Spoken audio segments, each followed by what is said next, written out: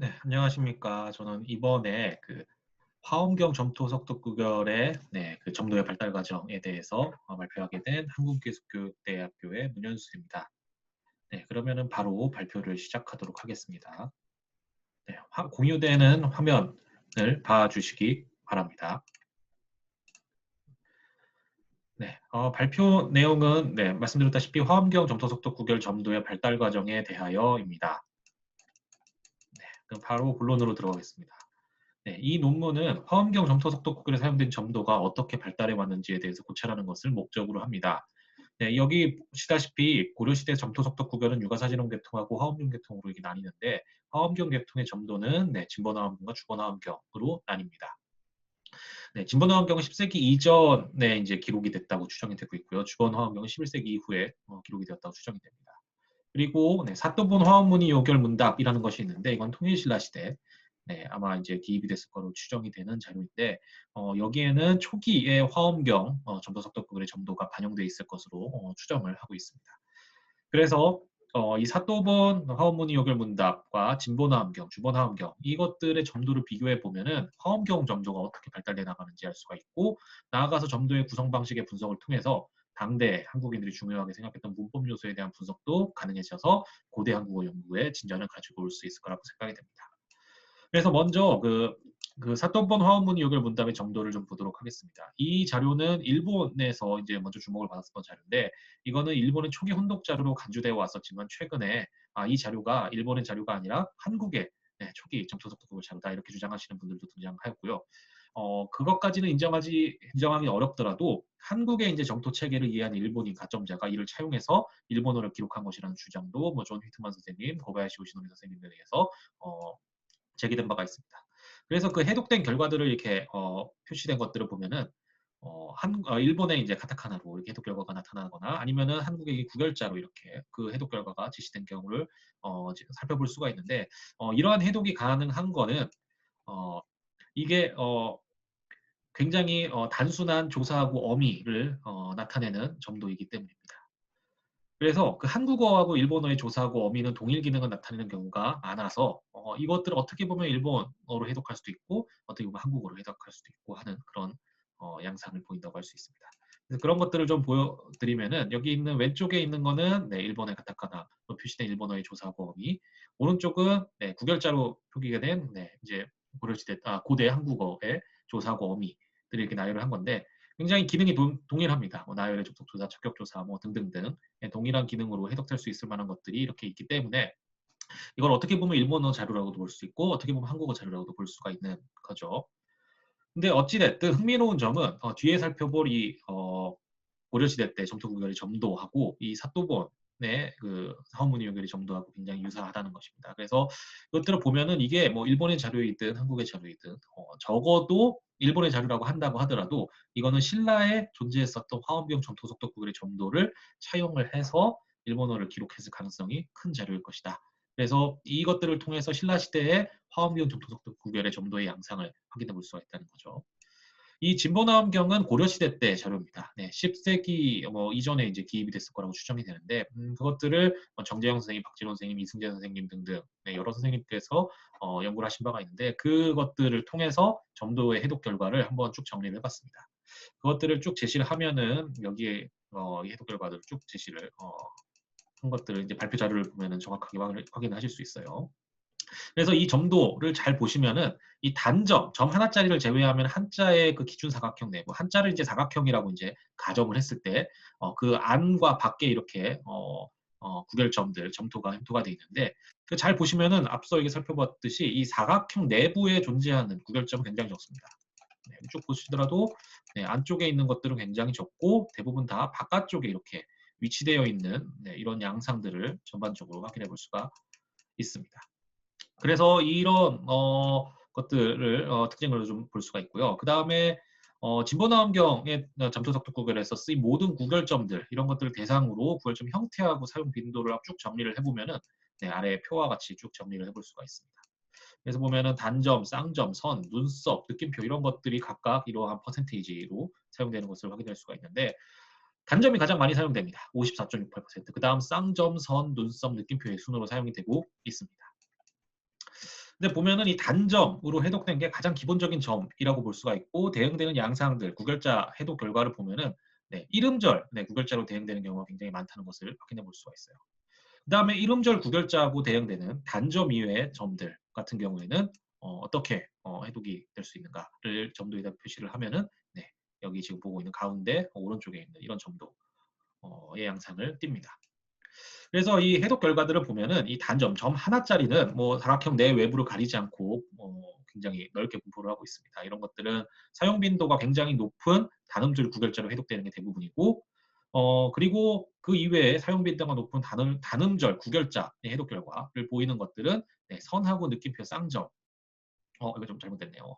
네, 이게 하나가 더 추가가 됐네요. 다양한 형태의 구별점들과도 대응 관계를 이루고 있으며 이런 것들은 특징들을 보면은 주로 이 내부보다는 네, 이 기준사각형 바깥쪽에 이렇게 위치하고 있던 것들을 확인해 볼 수가 있습니다. 그래서 이렇게 해독되는 애들 이런 구별점들의 빈도하고 쓰이는 양상 같은 것들을 쭉 정리를 해보면은 이렇게 정리를 해볼 수가 있는데요. 이걸 전체 다 더하면 한 14% 정도가 됩니다. 그래서 가장 많이 쓰인 단점의 55%하고 이 14% 정도를 더하면은 한 70% 정도의 그 비율을 점하고 있는데 이런 것들을 보면은 이게 전체적으로 한 70% 정도가 단음절 구결자하고 대응 관계를 이루면서 해독의 대부분을 차지하고 있겠구나 이렇게 생각을 해볼 수가 있고 30%는 다음절과 대응 관계를 이루는 애들이구나 이렇게 생각을 해볼 수가 있습니다. 그 이후에 이제 11세기 이후에 있었던 주보나음경의 점도 같은 경우에는 쭉 그 연구 결과를 정리하면은 이렇게 정리를 해볼 수가 있습니다. 이 관련된 자료를 한번 살펴봐 주시기 바랍니다. 네, 이 것들을 본다고 하더라도 대체적으로는 기준사각형 바깥쪽에 이제 많이 위치를 하고 있습니다. 단점 이외에는. 네, 근데 이게 선 같은 경우에는 여기 살펴보시면은 선으로 기입된 것들은 뭐 안하고 이제 바깥쪽 다 이렇게 빽빽하게 이제 들어차 있는 것들을 볼 수가 있죠. 쌍점으로 가면 조금 좀 덜하고 그다음에 뭐 나머지 뭐 느낌표나 이런 눈썹 같은 경우에는 내부에 거의 없는 것들을 확인해 볼 수가 있습니다. 비슷하게 진보나음경하고 같이 이 빈도하고 백분율 이런 것들을 살펴보면은 다음과 같은 양상을 보이는데요. 보시면은 단점이 가장 많이 쓰이고 그다음 선, 쌍점, 눈썹 네, 이런 느낌표의 양상으로 쓰입니다. 약간 그 비율이 좀 다르긴 한데 단점이 가장 많은 비율을 차지하고 있는 건 뭐 동일합니다. 단점하고 선 두 개를 합치면 한 95% 정도를 차지하고 있는데 이거는 진보보다 약간 높은 퍼센테이지예요. 근데 이게 재미난 점은 잘 보시면은 그 진보나음경하고 다르게 이 단음절 구결자하고 대응이 되는 단점 이외에 뭐 선이나 쌍점으로 이루어진 구결점들이 어디에 주로 위치를 하고 있느냐. 네, 이 기준사각형 안쪽에 위치하고 있는 것들을 살펴볼 수가 있습니다. 이렇게 안쪽으로 주로 대응되는 애들의 비율을 살펴보면은 네, 한 전체적으로 합쳤을 때 16% 정도가 되죠. 그래서 58%하고 더하면 74%가 돼서 뭐 진보나음경하고 뭐 그렇게 큰 차이는 없겠네. 뭐 이렇게 정리를 해볼 수가 있겠습니다. 그럼 이런 결과들을 토대로 한번 그 세 가지 사또본, 진본, 주본 어떤 식으로 이제 발전돼 가는지 한번 비교를 한번 해보도록 하겠습니다. 이 가장 최근에 이제 안대현 선생님의 연구 결과를 이제 왼쪽에 제시인데요. 보통 이런 식으로 해독을 해나가고 있습니다. 이것과 진본화음경, 주본화음경을 비교를 해보면 이거는 가로 세로 3단계 정도로 구분했던 것들을 가로 세로 5단계로 구분하고 있는 것들을 확인해 볼 수 있습니다. 이 여는 네, 이쪽 위치에 차지하고 대는 네, 여기 가운데 시옷은 약간 밑으로 내려갔습니다. 니은은 네, 가운데로 옮겨졌죠. 이것만 좀 다릅니다. 아마 이건 대체적으로 을로 볼 수 있을 거라고 보신 분들이 많은데요. 을은 네, 약간 아래로 위치를 하고 근데 여기 가운데가 좀 비어 있어서 좀 왔다 갔다 하는 그런 양상도 보입니다. 면은 네, 이쪽, 다는 이쪽. 네, 기본적으로 이러한 점도의 유사성 네, 때문에 이거를 한국자료라고 이제 보시는 분들도 꽤 많았던 거죠. 그런데 여기에서 이 기본적으로 사또본에 이제 기본적으로 이 주요 점토 자료가 주요 이제 구별점이라고 보는 것들은 그 이후에 이제 자토석독 구결에서 쓰인 빈도수를 이제 비교해 보면은 굉장히 그 80종 총 80여 종 중에서 굉장히 상위권의 빈도수를 가지는 것들이라는 것을 확인해 볼 수가 있습니다. 그리고 주요 문법 기능도 뭐 어말에 오는 어미나 조사인 경우가 굉장히 많죠. 네, 이런 것들은 가장 필수적으로 이제 주로 사용되는 문법 요소이기 때문에 초반부터 굉장히 잘 사용됐다는 것을 확인해 볼 수가 있습니다.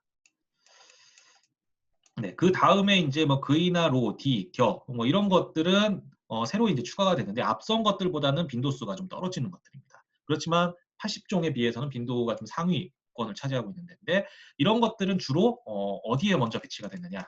네, 보시면은 이 바깥쪽 위치에 있는 것들에 이제 먼저 배당이 됐다고 볼 수가 있겠습니다. 네, 여기엔 없었지만 어마리오고 빈도수가 그나마 좀 높은 것들이 나머지 자리를 이렇게 배당을 받았다는 거죠. 네, 그 다음으로는 이 구결자들은 주로 어디에 배당이 되는가라고 보면은 이 단점으로 이 내부, 사각형 내부의 단점으로 배당이 됐다고 볼 수가 있겠습니다.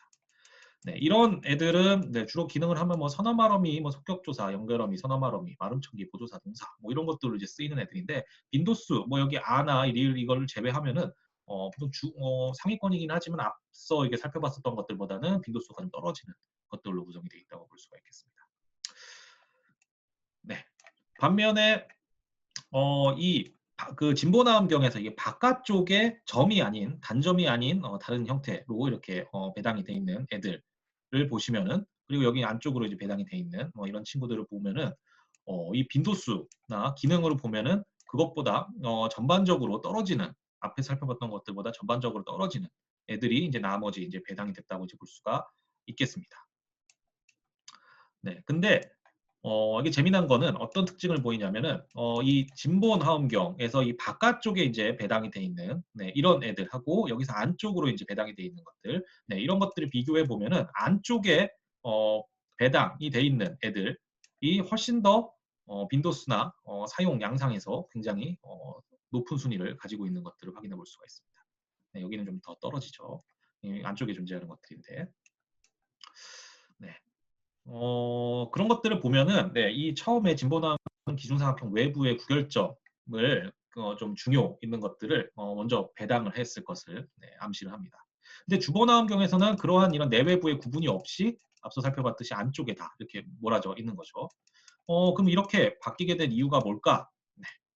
그것은 주본하음경 내에서 굉장히 그 규칙적으로 점토의 해독을 배당을 했기 때문입니다. 여기 보시면은 그 기준사각형 외부에 위치하는 단점들이 위치하고 형태와 관련해서 체계적인 해독 결과를 보이는 경우를 이렇게 쭉 선행 연구를 제시를 한 건데요. 여기 보시면은 니은하고 리을 그것들만 빼놓고 나머지는 다 대응이 되고 있는 것들, 동일하다는 것들을 확인해 볼 수가 있는데 이런 것들을 보면은 그 형태하고 위치에 따라서 굉장히 짝을 이루는 것들이 이렇게 서로 해독과 형태상의 대응 관계를 맺고 있는 것을 확인해 볼 수가 있습니다. 네, 그렇기 때문에 이런 대응 관계를 맺게끔 이렇게 할 수 있는 것들은 주로 주번 화엄경에서 기준사각형 바깥에 위치하는 점토들 위주로 이렇게 이런 서로 이제 대응되는 관계들을 많이 만들었던 것이죠.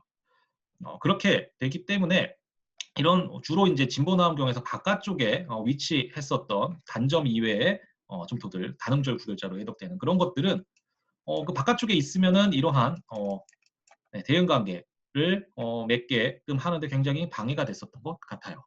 그렇기 때문에 그 바깥쪽에 진보나음경 쪽에서는 이 바깥쪽에 위치하고 있었던 것들을 저런 대응 관계를 나타내기 위해서 어떻게 했냐? 이 다 안쪽 기준사각형 안쪽으로 주로 다 밀어 넣어서 이렇게 위치시키게 되었다라는 것들입니다. 이 진보나음경하고 비교를 해봤을 때, 그래서 진보나음경은 이 바깥쪽에 위치하는 점토들이 이 주보나음경보다는 이런 대응관계를 해독의 대응관계를 보이는 얘들이 굉장히 적다고 좀 느껴지는 경우가 많은데, 그러한 이유를 이런 분포상의 차이를 통해서도 알 수가 있는 거죠.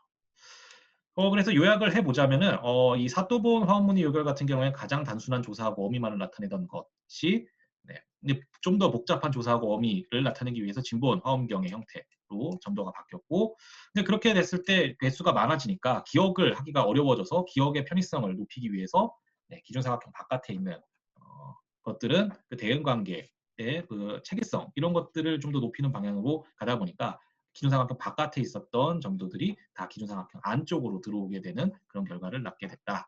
뭐 이렇게 요약을 해볼 수가 있겠습니다. 이제 빠르게 발표를 하다 보니까 핵심적인 사항을 너무 이렇게 빨리 자세히 살펴보지 못하고 훅훅 넘어갔는데 여러분들 그 발표 자료 좀 잘 보시고 그 한번 제 그 주장하는 바를 잘 살펴보셨으면 좋겠습니다. 발표는 이상입니다.